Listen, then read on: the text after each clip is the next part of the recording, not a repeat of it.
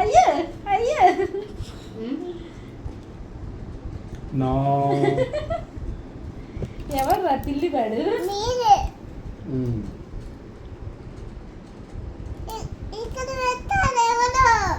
ఎందుకు? ఎవరు ఇవెవరివి? ఉదయ్ ఎవరు నాన్న?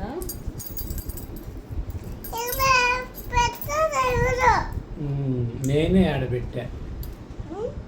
జేబులు వేసుకుంటే బరువుగా ఉంటాయని అక్కడ పెట్టుకున్నా.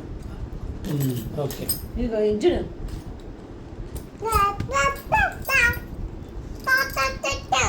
అమ్మో